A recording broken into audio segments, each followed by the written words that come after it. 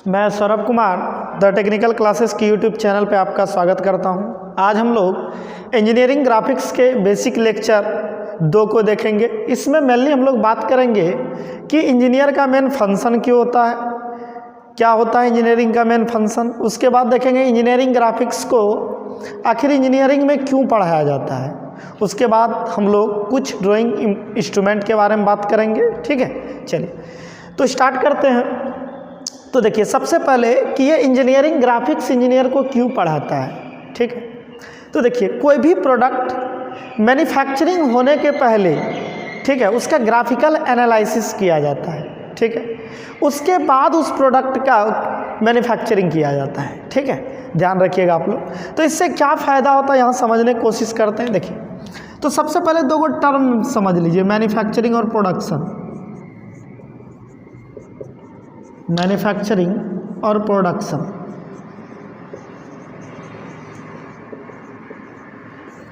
ठीक है, दोनों में प्रोडक्ट मिलता है। प्रोडक्ट दोनों में मिलता है, प्रोडक्ट दोनों में मिलता है, ध्यान रखिएगा। लेकिन मैन्युफैक्चरिंग में क्या होता है और प्रोडक्शन में क्या अंतर है, इसको समझेंगे। देखिए मैन्युफैक्चरिंग में जो प्रोडक्ट मिलता है इसको हम लोग क्या कर सकते हैं, टच कर सकते हैं। जैसे हम लोग कहीं भी ये मार्कर, इसका मैन्युफैक्चरिंग बोलेंगे, ना कि इसका प्रोडक्शन बोलेंगे। लेकिन प्रोडक्शन में जो प्रोडक्ट होता है, इसके प्रोडक्ट को हम लोग सिर्फ क्या कर सकते हैं, फील कर सकते हैं। जितने भी सॉफ्टवेयर वगैरह है या मूवी वगैरह है, तो मूवी वगैरह में देखिए लिखा रहता है धर्मा प्रोडक्शन। ठीक है, रहता है कि नहीं रहता है, धर्मा मैन्युफैक्चरिंग नहीं रहता है। क्यों? क्योंकि वैसे प्रोडक्ट को सिर्फ आप क्या कर सकते हैं, फील कर सकते हैं, इसीलिए प्रोडक्शन बोलते हैं। जिस प्रोडक्ट को हम लोग टच करते हैं उसको क्या बोलते हैं, मैन्युफैक्चरिंग बोलते हैं। कोई दिक्कत? चलिए ये 2 टर्म समझने के बाद हम लोग आते हैं कि आखिर इंजीनियरिंग में ग्राफिक्स को क्यों पढ़ाया जाता है। ठीक है, चलिए तो यहाँ पे एक बात आपको समझना बहुत ज़रूरी है। देखिए कि इंजीनियरिंग में जो ये ग्राफिक्स पढ़ाया जाता है, ये क्यों पढ़ाया जाता है, ये जानना प्रत्येक इंजीनियर को बहुत ज़रूरी है। देखिए इंजीनियर का मेन फंक्शन होता है, आखिर डिफरेंट ऑर्गेनाइजेशन इंजीनियर को रखती है। क्यों रखती है? क्योंकि इंजीनियर का मेन फंक्शन होता है कि साइंटिस्ट द्वारा दिए गए रिसर्च को इंजीनियर क्या करता है, मॉडिफाई करता है। और इस प्रकार मॉडिफाई करता है ताकि वो मार्केट में आए तो ज़्यादा चले और उसका रेट भी कम हो। ये कब पॉसिबल है? जब हम लोग कोई प्रोडक्ट का मैन्युफैक्चरिंग करने के पहले उसका ग्राफिकल एनालिसिस कर लें। जैसे ये मार्कर बना रहे हैं, अब ये मार्कर का पहले हम ग्राफिकल एनालिसिस कर लें और तब जाके इसका मैन्युफैक्चरिंग करें तो हमको बहुत बेनिफिट होगा इससे। देखिए जैसे अब ये मार्कर बनाने जा रहे हैं तो इसका हाइट क्या रखना है, इसका डाया क्या रखना है, सारा अगर पहले से ग्राफिकल एनालिसिस कर लें तब जाके प्रोडक्ट बनाएं तो क्या होगा, बेटर क्वालिटी का प्रोडक्ट मिलेगा। कस्टमर सेटिस्फैक्शन बेटर क्या प्रोवाइड करेगा, कस्टमर सेटिस्फैक्शन क्या होगा, बेटर प्रोवाइड करेगा। अब मान लीजिए ग्राफिकल एनालिसिस ना करें और डायरेक्ट प्रोडक्ट का मैन्युफैक्चरिंग किया जाए तो क्या होगा, हो सकता है एक कस्टमर सेटिस्फैक्शन को प्रोवाइड ना करे। अब यदि कस्टमर सेटिस्फैक्शन को प्रोवाइड ना करेगा तो इसको कौन खरीदेगा, कोई खरीदेगा क्या, कोई नहीं खरीदेगा। तो इंजीनियर को यही सब पर्पस से डिफरेंट ऑर्गेनाइजेशन क्या करता है, डिफरेंट ऑर्गेनाइजेशन रखता है। ठीक है, या डे टू डे इम्प्रूवमेंट के लिए, ये या क्या डे टू डे इम्प्रूवमेंट के लिए इंजीनियर को रखता है। कैसे? मान के चलिए कि अब देखिए आप खुद इस चीज़ को समझ सकते हैं। जैसे आज देखिए नोकिया फ़ोन, आज से पहले हर एक आदमी के जो वहाँ पे नाम होता था, नया कुछ समझ में आए नोकिया फ़ोन खरीद लो। लेकिन आज क्या ये नोकिया फ़ोन खरीदना चाह रहा है? क्यों? क्योंकि डे टू डे इम्प्रूव नहीं कर पाया। जितना फीचर अदर ब्रांड दे रखा है उतना नोकिया भी सेम कॉस्ट में प्रोवाइड नहीं कर पा रहा है, इसलिए देखिए वो मार्केट में पीछे रह गया। तो डे टू डे इम्प्रूवमेंट के लिए भी क्या इंजीनियर का ये दूसरा फंक्शन होता है, डे टू डे इम्प्रूवमेंट। और जब तक डे टू डे इम्प्रूवमेंट कोई प्रोडक्ट में नहीं होगा वो प्रोडक्ट ज़्यादा दिन नहीं चलेगा। तो देखिए डे टू डे इम्प्रूवमेंट जो करेगा डायरेक्ट प्रोडक्ट पे नहीं करता है, तो उसका ग्राफिकल क्या करता है, एनालिसिस करता है, फिर प्रोडक्ट का मैन्युफैक्चरिंग किया जाता है। ठीक है, यही सब पर्पस से इंजीनियरिंग में इंजीनियरिंग ग्राफिक्स को पढ़ाया जाता है। तो हम लोग कुछ कुछ देख लिए थे, अब आगे हम लोग बात करेंगे आज एप्लीकेशन ऑफ इंजीनियरिंग ड्राइंग या ग्राफिक्स। तो देखिए इसका 3 एप्लीकेशन वाइटल एप्लीकेशन है। सबसे पहला कंस्ट्रक्शन। तो देखिए कि जितने भी आज बड़े बड़े स्ट्रक्चर के आप देख रहे हैं, ब्रिज वगैरह बन रहा है, ठीक है, या देख रहे हैं कि छोटा छोटा प्लॉट पे एक से एक लुक का बिल्डिंग बनाया जा रहा है, ये सब कंस्ट्रक्शन के कारण हो रहा है। क्योंकि देखिए ये मेनली सिविल इंजीनियर का होता है, ठीक है। वो क्या करता है, पहले प्लान तैयार करता है, पहले ग्राफिकल रिप्रेजेंटेशन करता है, प्लान तैयार करता है। प्लान किसको बोलते हैं, हम लोग अभी बेसिक में फर्स्ट लेक्चर में बात किए थे कि टॉप व्यू। तो पहले बिल्डिंग का टॉप बनाता है, ठीक है, टॉप व्यू बनाता है और एक सिस्टमेटिक अरेंजमेंट करता है, तो फिर उस पर क्या कंस्ट्रक्शन का वर्क करता है। तो वहाँ भी देखिए इंजीनियरिंग ड्राइंग का क्या है, वाइटल एप्लीकेशन है, ब्रिज बना रहा है। तो ब्रिज का पहले ग्राफिकल एनालिसिस नहीं करेगा तो कैसे, फिर दिक्कत हो जाएगा ना, लोड कैरिंग कैपेसिटी क्या होगा, तो ये सारा चीज़ क्लियर करेगा। फिर मटेरियल का स्ट्रेंथ क्या लगाएगा, सारा चीज़ क्लियर होगा।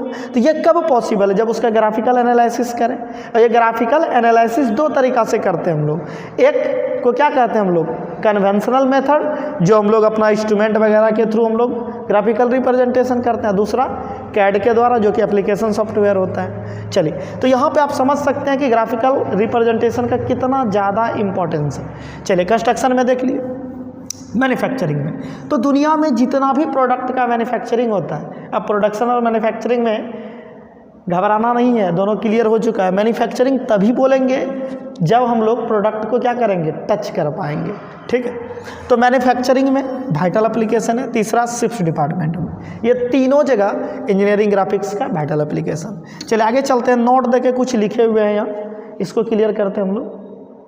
तो देखिए नोट में लिखा हुआ है कि dimension is most important in engineering drawing and always use dimensions are in mm। देखिए इंजीनियरिंग ग्राफिक्स हो या ड्राइंग, डायमेंशन बहुत इंपॉर्टेंट होता है, ठीक है। अब मान के चलिए आप ही किसी का भी ग्राफिकल एनालिसिस कर रहे हैं। अब देखिए ये मार्कर का एनालिसिस कर रहे हैं, तो मार्कर का हाइट क्या होगा, डाया क्या होगा, यहाँ पे ये टेपर्ड एंगल क्या होगा, हर चीज़ क्लियर नहीं होगा, तो ये आप इसका ग्राफिकल रिप्रेजेंटेशन कैसे कीजिएगा, ये एच क्या होगा, ये डी क्या होगा। तो बिना डायमेंशन का ग्राफिकल रिप्रेजेंटेशन कुछ नहीं होता है, ठीक है। और ये सब यहाँ पे डायमेंशनिंग करने का भी रूल होता है, एरो कैसे बनाते हैं, डायमेंशन लाइन आउटर लाइन के बीच का डिस्टेंस क्या होता है, सारा क्लियर कराएंगे। अभी तो बेसिक चल रहा है, तो धीरे धीरे टर्म को आगे समझना होगा आपको, ठीक है। चलिए तो समझ लिए कि डायमेंशन क्या होता है, बहुत इंपॉर्टेंट होता है इंजीनियरिंग ड्राइंग में या ग्राफिक्स में। और हम लोग जो यूज करते हैं वो किस में करते हैं, mm में करते हैं, ध्यान रखिएगा, ठीक है। चलिए आगे चलते हैं हम लोग, नोट करते चलिएगा आप लोग, ठीक है। अब देखिए सम इंपॉर्टेंट ड्राइंग इंस्ट्रूमेंट के बारे में बात करते हैं, ठीक है, कि कुछ कुछ इंपॉर्टेंट ड्राइंग इंस्ट्रूमेंट, हम लोग जो कन्वेंशनल तरीका से ड्राइंग पढ़ते हैं उसके लिए कुछ कुछ इंस्ट्रूमेंट का ज़रूरत पड़ता है, ठीक है। कुछ कुछ इंस्ट्रूमेंट चाहिए आपको कन्वेंशनल तरीका से ड्राइंग करने के लिए। तो अब देखेंगे हम लोग इंस्ट्रूमेंट क्या क्या है। तो सबसे पहला इंस्ट्रूमेंट है आपका ड्राइंग बोर्ड, कि ड्राइंग बोर्ड क्या होता है। तो देखिए जिस पार्टिकुलर इंस्ट्रूमेंट पे हम लोग ड्राइंग शीट को रखकर उस पर ग्राफिकल रिप्रेजेंटेशन करते हैं, उसी को क्या कहते हैं, ड्राइंग बोर्ड कहते हैं। यह जनरली वुड का, प्लास्टिक का, कार्डबोर्ड का बना होता है, ठीक है। इसका थिकनेस जो होता है 25 से 30 mm होता है। उसके बाद इसका सरफेस स्मूथ होना चाहिए। अब स्मूथ सरफेस नहीं रहेगा, आप पेंसिल इधर चलाइएगा, चला जाएगा इधर, तो इसका सरफेस क्या होना चाहिए, स्मूथ होना चाहिए। इन सब चीज़ों को हम लोग देखते थे, यहाँ पे एक बना लेते हैं हम लोग। ये रहा अपना ड्राइंग बोर्ड, ठीक है, ये ड्राइंग बोर्ड है अपना, मान लेते हैं रेक्टेंगुलर इन शेप होता है, आयताकार होता है। नीचे बात लिखे होंगे और नहीं लिखे होंगे तो लिख देंगे, ठीक, आयताकार होता है। तो इसका यही जो ये बोले थिकनेस, ये थिकनेस ध्यान रखना आपको, ठीक है। ये 25 से 30 mm होता है, कितना, 25 से 30 mm, या कभी कभी ऑब्जेक्टिव में आपको 20 से 30 भी मिलेगा। तो जैसा ऑप्शन मिल जाए वैसा आंसर कीजिएगा, ठीक है, कोई दिक्कत। चलिए इसका सरफेस स्मूथ होना चाहिए, यह जो बना होता है, ठीक है, वुड, प्लास्टिक, कार्डबोर्ड, etc यही सब कहीं बना होता है। चलिए इसके बारे में फिर कुछ लिख लेते हैं। चलिए यहाँ पे लिखा हुआ, ठीक है, लिखा हुआ है रेक्टेंगुलर इन शेप। क्या लिखा हुआ है, पहला रेक्टेंगुलर इन शेप, आयताकार होता है। दूसरी बात, it is made of would about 25 mm thick. Would यहाँ पे कार्डबोर्ड भी हो सकता है, कार्डबोर्ड हो सकता है, प्लास्टिक हो सकता है, या जनरली वुड का ही बना होता है, ध्यान रखिएगा, ठीक है। अगला लिखा है the surface of the board should be smooth and it used to keep the drawing sheet. और इसका यूज जो करते हैं ड्राइंग सीट को रखने के लिए करते हैं। कोई दिक्कत? चलिए, एक सबसे इम्पॉर्टेंट बात यहाँ पे आपको बता दें कि ड्राइंग बोर्ड का जो मार्केट में जो ये अवेलेबल होता है तो वो किस डेजिग्नेशन लेटर में ये अवेलेबल होता है, साइज क्या होता है, तो प्रत्येक पार्टिकुलर डेजिग्नेशन के लिए साइज क्या होता है, इसको समझना बहुत जरूरी है। यहाँ से ऑब्जेक्टिव भी रहेगा आपका एग्जाम में। तो हम लोग ड्राइंग बोर्ड देख रहे हैं तो यहाँ पे बना देते हैं। तो देखिए, ये जो मार्केट में इसका डेजिग्नेशन होता है डी लेटर से होता है। किस लेटर से होता है? डी लेटर से, ठीक है। यहाँ पे लिख भी देते हैं डेजिग्नेशन, डेजिग्नेशन है। यहाँ पे क्या? साइज। कोई दिक्कत? साइज किस में? mm में। चलिए, तो ड्राइंग बोर्ड का डेजिग्नेशन लेटर जो होता है डी या बी होता है, ध्यान रखिएगा। या तो डी लेटर, डेजिग्नेशन मतलब पहचान, आइडेंटिफिकेशन, जैसे हम लोग का नाम में क्या है? पहचान है। उसी प्रकार से ड्राइंग बोर्ड का डेजिग्नेशन क्या है? ड्राइंग बोर्ड का पहचान है, ठीक है। चलिए, तो हम बात कर लेते हैं कि इसका डेजिग्नेशन लेटर क्या होता है, डी और बी। अब देखिए, ये मार्केट में टोटल 4 प्रकार का अवेलेबल होता है। कितना प्रकार का अवेलेबल होता है? 4 प्रकार का। डी नोट या बी नोट, ठीक है, D1 या B1, ठीक है, D2 या B2, ठीक है, D3 या B3, ठीक है। तो यहाँ पे देखिए, जैसे किसी व्यक्ति का 2 नाम होता है कि नहीं होता है, हमको ही बताइए, ठीक। तो 2 नाम होता है, उसी प्रकार यहाँ पे ड्राइंग बोर्ड का भी 2 नाम होता है, या तो डी लेटर या तो बी लेटर। कोई दिक्कत? इसमें कन्फ्यूज नहीं होना, या तो डी से या तो बी से, ठीक है। तो पहला जो साइज होता है डी नोट बी नोट, इसका साइज होता है आपका 1500 गुना 1000, 1500 गुना 1000। कोई दिक्कत? दूसरा साइज जो होता है 1000 गुना 700। तीसरा साइज जो होता है आपका 700 गुना 500। और चौथा साइज जो होता है 500 mm गुना 350 mm। ये आपका ड्राइंग बोर्ड का साइज होता है। तो एग्जाम में क्या पूछेगा आपको कि पूछता है the largest size of the drawing board, ठीक है। तो लार्जेस्ट के केस में याद रखिएगा, सबसे बड़ा साइज आप देख सकते हैं, ये वाला कौन होता है? डी नोट और बी नोट क्या होता है? लार्जेस्ट होता है, लार्जेस्ट साइज, ठीक है। और दूसरा ये वाला सबसे छोटा D3 B3 स्मॉलेस्ट साइज। ध्यान रखिएगा इस चीज़ को, एग्जाम में पूछ सकता है, ठीक है, कि largest size of the drawing board तो क्या बोलेंगे? D naught B naught. और स्मॉलेस्ट साइज बोलेगा तो क्या बोलेंगे? D3 या B3। कोई दिक्कत? चलिए आगे चलते हैं हम लोग। पहला ये ड्राइंग बोर्ड जो इंस्ट्रूमेंट था खत्म होता है। आगे चलते हैं हम लोग ड्राइंग शीट। ड्राइंग शीट क्या होता है, उसका डेजिग्नेशन लेटर क्या होता है, मार्केट में जो मिलता है उसका साइज क्या क्या होता है। चलिए, क्या आता है ड्राइंग शीट। चलिए, तो ड्राइंग शीट के बारे में जानते हैं। तो ड्राइंग शीट जो होता है यह भी आयताकार होता है। इसी के आयताकार होने के कारण ड्राइंग बोर्ड आयताकार होता है, क्योंकि इसी को ड्राइंग बोर्ड पे रखना, ठीक है। तो it is rectangular in shape, it is rectangular in shape. क्या होता है? आयताकार होता है। तो ये सब आप लोग नोट करते चलिएगा, ठीक है। चलिए, उसके बाद इसका जो डेजिग्नेशन होता है ये ए लेटर होता है। क्या होता है? A letter. इसका डेजिग्नेशन लेटर क्या होता है? ए होता है। कोई डाउट किसी को? चलिए आगे बात कर ले कि ये मार्केट में जो टोटल मिलता है 6 प्रकार का मिलता है। ये ट्रिम्ड क्या होता है, अनट्रिम्ड क्या होता है, अभी बताएंगे आपको। ये साइज है, साइज किस में है? mm में, ठीक है। यहाँ पे ऊपर अगर नहीं लिखा हुआ है तो ऊपर लिख लीजिएगा, साइज mm में है, ठीक है। ये मार्केट में टोटल 6 प्रकार का मिलता है। A0, A1, आगे नीचे लिखा हुआ होगा A2, A3, A4, A5। Total ये 6 प्रकार का, A0 से A5 तक, ठीक है। तो इसमें जो सबसे बड़ा साइज होता है उसको क्या कहते हैं? डेजिग्नेशन लेटर क्लियर है, ए लेटर, ठीक है। सबसे बड़ा साइज क्या होता है? A0। डाटा भी देख सकते हैं। चलिए अभी यहाँ पे एक वर्ड समझ लीजिए, अनट्रिम्ड मतलब मार्केट साइज। अनट्रिम्ड मतलब क्या? Market size. कोई दिक्कत? अनट्रिम्ड मतलब क्या समझना है अभी? मार्केट साइज समझना है। कोई दिक्कत? चलिए, तो अनट्रिम्ड मतलब क्या? Market size. कि मार्केट में जो अवेलेबल होता है जिस एक्चुअल साइज में, उस मार्केट के एक्चुअल साइज को अनट्रिम्ड साइज कहते हैं। कोई दिक्कत? चलिए आगे चलते हैं हम लोग। तो ये अनट्रिम्ड और ट्रिम्ड क्या होता है आगे अभी तुरंत हम ब्रीफ में बात करेंगे। पहले यहाँ पे ये साइज समझ लीजिए। ए नोट जो हुआ लार्जेस्ट सबसे बड़ा होता है, एग्जाम में पूरा पूछता है सब। ए नोट लार्जेस्ट, इसका मार्केट साइज क्या हो गया, यानी अनट्रिम्ड याद रखिएगा, मार्केट में अनट्रिम्ड 880 गुना 1230, ठीक है। और 800 ट्रिम्ड में कितना 841 गुना 1189। अभी तुरंत बात करेंगे अनट्रिम्ड ट्रिम्ड का, कन्फ्यूज नहीं होना। A1 जो होता है ये इंजीनियर यूज करता है, इंजीनियरिंग में यही पेपर यूज होता है। कौन सा A1, कोई दिक्कत? A1 पेपर पे ही इंजीनियर ड्राइंग करता है, कोई दिक्कत? चलिए छोटा छोटा टर्म को समझाते जा रहे हैं, आप लोग लिखते चलिएगा बगल में, ठीक है। चलिए ट्रिम्ड अनट्रिम्ड नीचे बताएंगे। तो A1 तक हुआ। चलिए अब यहाँ पे कुछ लिखा हुआ है A2।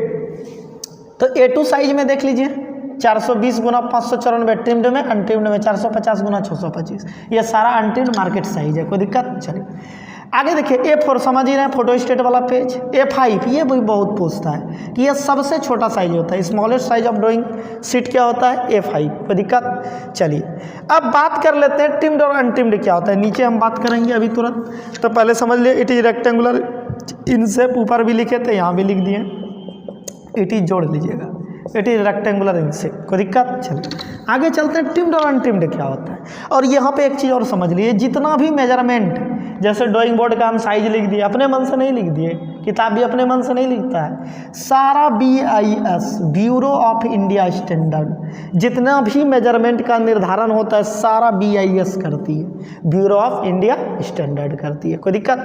चलिए अब बात कर लेते हैं ट्रिम्ड अनट्रिम्ड। इसी BIS के अकॉर्डिंग ये सारा साइज है, ठीक है, चाहे बोर्ड हो चाहे सीट हो या जितने भी मेजरमेंट का, कोई दिक्कत? चलिए आगे चलते हैं हम लोग। ट्रिम्ड और अनट्रिम्ड क्या होता है, ये देखिए यहाँ पे कोई ड्राइंग शीट बना हुआ है, ये क्या है, ड्राइंग शीट है, ड्राइंग शीट है, कोई दिक्कत? एक वो बना भी दिए हैं, ऊपर नहीं बनाए थे, ठीक है, PPT में नहीं बना हुआ था, ऐसे हम बनाए थे, ठीक है, ध्यान दीजिएगा, ये क्या है, ड्राइंग शीट है। अब आगे आते हैं ट्रिम्ड अनट्रिम्ड क्या होता है। चलिए यहाँ समझिए ट्रिम्ड और अनट्रिम्ड को, ठीक। तो उसके पहले यहाँ पे जो इंजीनियर ड्राइंग करता है, हम किसी एक साइज को लेके बता देंगे ट्रिम्ड अनट्रिम्ड, सब में यही फिक्स होगा। तो यहाँ पे हम लिख लेते हैं ऊपर पे A1 के लिए जो इंजीनियर यूज करता है उसका ट्रिम्ड लिख लेते हैं और उसका अनट्रिम्ड लिख लेते हैं, ठीक है। आप यहाँ देख सकते हैं A1 का अनट्रिम्ड बोलिए पहले। अनट्रिम्ड है 625 गुना 880, 625 गुना 880। ट्रिम्ड बोलिए कितना है, ट्रिम्ड आपका 594 गुना 881, 594 गुना, ऐसे हम लिखेंगे वहाँ पे, अगर नए हो तो इसीलिए मैं भी लिख लिया यहाँ पे। चलिए हटा देते हैं अब इसको। चलिए अब आते हैं ट्रिम्ड अनट्रिम्ड क्या होता है डायरेक्ट। तो देखिए ये कोई लिखे है नीचे, चलिए इसको मिटा लेते हैं, कोई फायदा नहीं लिखे। देखिए कोई भी ड्राइंग साइज है अनट्रिम्ड का, मतलब मार्केट साइज, ये क्या है, untrimmed market size, untrimmed size, या इसी को क्या कहते हैं, मार्केट साइज, मार्केट साइज। तो ट्रिम्ड हम लोग क्यों करते हैं, तो देखिए दुनिया में किसी का इफिशियंसी जो होता है 100% पॉसिबल नहीं है, पॉसिबल नहीं। तो देखिए सीट वगैरह मशीन से कटता है, CNC मशीन से, कंप्यूटर न्यूमेरिकल कंट्रोल मशीन से, तो इसका भी इफिशियंसी 100% नहीं होगा, ठीक है। तो उस एक्यूरेसी को मेंटेन करने के लिए हम लोग क्या करते हैं, अनट्रिम्ड सीट को ट्रिम्ड में बदलते हैं, ये खुद से बदलते हैं हम लोग, एक लाइन स्केच करके बदलते हैं एक्यूरेसी मेंटेन के लिए, कोई दिक्कत?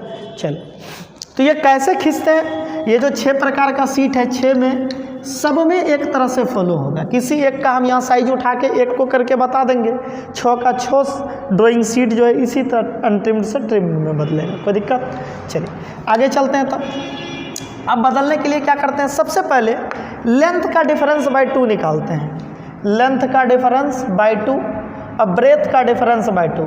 तो लेंथ का डिफरेंस बाय 2 क्या है, लेंथ अनट्रिम्ड में क्या है माइनस लेंथ ट्रिम्ड में क्या है, बटे 2। ब्रेथ अनट्रिम्ड में कितना है, अब ब्रेथ ये ट्रिम्ड में कितना है, इसका डिफरेंस बाय 2 निकालते हैं। दोनों का डिफरेंस बाय 2 निकाल लिए, कोई दिक्कत? दोनों का डिफरेंस बाय 2 निकाल लेंगे, ये निकालने में कोई दिक्कत? चलिए नीचे निकाल के दिखाएंगे, निकाल के पहले दिखा देते हैं, फिर क्या करेंगे हम बताएंगे। चलिए देखिए यहाँ लिखे होंगे लेंथ का डिफरेंस बाय 2, ब्रेथ का डिफरेंस बाय 2 किए हुए हैं, देख सकते हैं यहाँ पे लेंथ का डिफरेंस बाई 2, पहले डिफरेंस निकालें फिर बाई 2 किए, यहाँ भी कर सकते हैं, कोई दिक्कत नहीं। तो चलिए लेंथ का डिफरेंस कितना आया 19.5। ये A1 साइज हम लेके बात कर रहे हैं, ठीक है। आप कोई भी साइज जिसका लीजिएगा, देखिए A0 लीजिएगा तो A0 का ही अनट्रिम्ड और ट्रिम्ड लीजिएगा। A1 का अगर करना रहेगा तो A1 का अनट्रिम्ड और ट्रिम्ड लेना है, बच्चा वाला बात है, ठीक है। चलिए खैर कोई बात नहीं, आप लोग समझदार हैं, समझ सकते हैं। चलिए अब देखिए लेंथ का डिफरेंस आया, लेंथ का डिफरेंस बाई 2 19.5।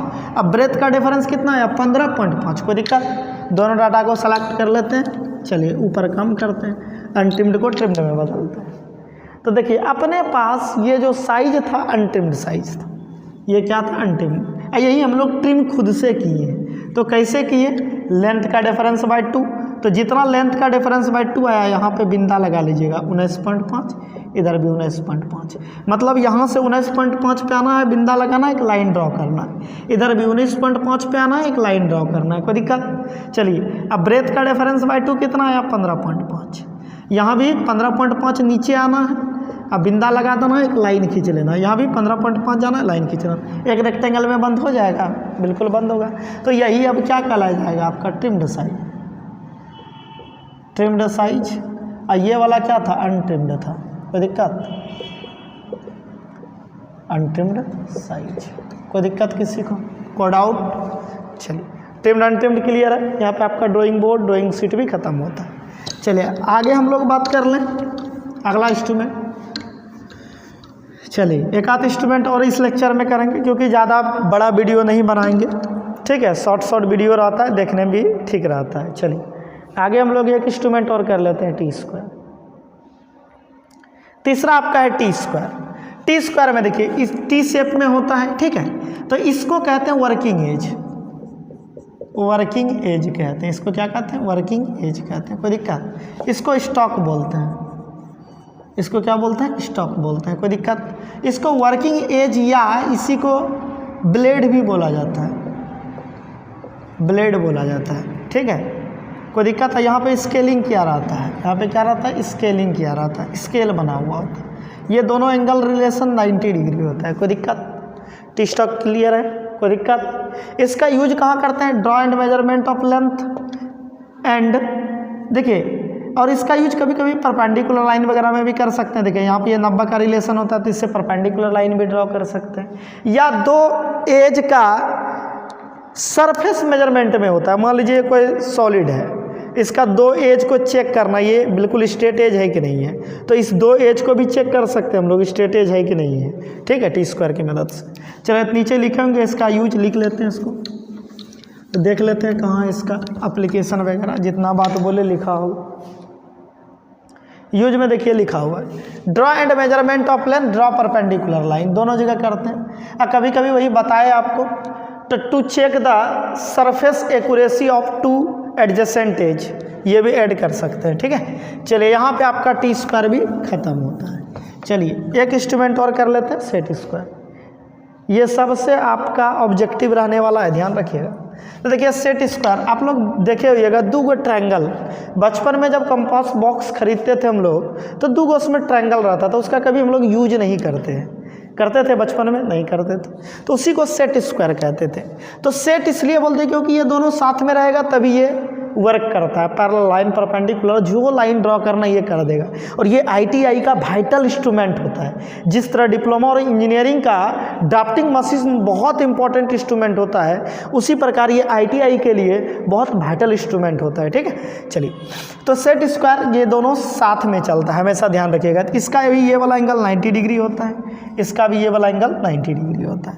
ये वाला इसका 45 डिग्री, एक में 45 पे होता है, दूसरे में एक होता है 30 और दूसरा होता है 60 डिग्री। इससे भी ऑब्जेक्टिव रहेगा, आपको पूछेगा निम्न में से कौन से एंगल को सेट स्क्वायर से ड्रॉ नहीं किया जा सकता है, जो इस सीक्वेंस में नहीं होगा उसको नहीं ड्रॉ कर पाएंगे। तो इसका यूज कर, यहाँ पे स्केलिंग किया भी रहता है, ध्यान दीजिए, दिए होइएगा तो आपको पता होगा, यहाँ स्केलिंग वगैरह किया रहता है। तब स्केलिंग किया हुआ है तो यहाँ से लेंथ भी हम लोग ड्रॉ कर सकते हैं, मेजर कर सकते हैं, एंगल भी ड्रॉ कर सकते हैं, मेजर कर सकते हैं, कोई दिक्कत। तो इसका यूज भी आप समझ लीजिए। चलिए आगे यूज देख लेते हैं, लिखे हैं कि नहीं, अगर नहीं लिखे होंगे तो ऐड कर दें, ऐसे लिखा होगा देख लेते हैं। देखिए यूज में लिखा हुआ है, चलिए यूज में है कि draw and measurement of length and angle, वही बात है, draw perpendicular and parallel line, कोई दिक्कत। आगे यहाँ पे लिख लेना है measurement of length and angle में यहाँ पे ऐड कर लीजिएगा 30 डिग्री, 60 डिग्री, 90 डिग्री और कितना यूज करते हैं हम लोग 45 डिग्री। इतना एंगल ना इस पर आता है, इतना एंगल मार्क कराता है सेट स्क्वायर में, तो यही एंगल हम लोग मेजर करते हैं। तो यहाँ पे जरा से ऐड कर लीजिएगा ब्रैकेट में एंगल में, कोई दिक्कत। चलिए आगे चलते हैं हम लोग अगला instrument roll and draw. Roll and draw, देखिए रोल एंड ड्रॉ क्या होता है। इसका इमेज नहीं बनाए, खैर कोई बात नहीं, रोल एंड ड्रॉ तक ही पढ़ाएंगे, इमेज बना दें। चलिए रोल एंड ड्रॉ देखिए किसको कहते हैं, ऊपर ही रहने देते। देखिए रोल एंड ड्रॉ एक ऐसा इंस्ट्रूमेंट होता है, यहाँ पे आप लोग देख सकते हैं, यहाँ पे एक रोलर लगा होता है, ठीक है। यहाँ पे क्या होता है कि रोलर होता है, यहाँ पे स्केल बना होता है, कोई दिक्कत, समझिएगा। यहाँ पे क्या होता है स्केल रहता है, ये स्केल होता है, कोई दिक्कत। चलिए और यहाँ पे प्रोटेक्टर बना होता है 0, 180, 90, इसमें एंगल रहता है बहुत सारा, ठीक है। यहाँ पे प्रोटेक्टर रहता है, तो ये क्या करता है रोल करता है, स्लाइड करता है, रोल होता है, तो इसलिए इसका नाम होता है रोलर स्केल भी कहते हैं, रोल एंड ड्रॉ भी कहते हैं, ठीक है। तो ये रोल होता है, स्लाइड करता है, ठीक है, रोल करता है। और यहाँ पे देखिए पैरेलल लाइन, रोल करेगा तो पैरेलल लाइन खींच सकते हैं। अब यहाँ पे एंगल भी बना सकते हैं परपेंडिकुलर, ये बहुत वाइटल इंस्ट्रूमेंट, ठीक है। अगर आप क्लास वगैरह में फ्री हैंड स्केच करो तो वहाँ पे आपको ये बहुत मदद करता है, ठीक है, रोल एंड ड्रॉ, ठीक है। तो इसका यूज कहाँ करते हैं हम लोग, draw and measurement of length and angles. देखिए एंगल प्रोटेक्टर आता है तो एंगल भी मेजर करेगा, लाइन तो ड्रॉ करेगा ही। उसके बाद पैरेलल लाइन, परपेंडिकुलर, यही सब लिखा होगा। देखिए यहाँ पे draw and measurement of length and angle, कोई दिक्कत। Also draw parallel line and perpendicular line, कोई दिक्कत इसका यूज में। Thank you for watching. आप लोग हमारे चैनल को लाइक तथा सब्सक्राइब करें और अपने दोस्तों के बीच शेयर करें।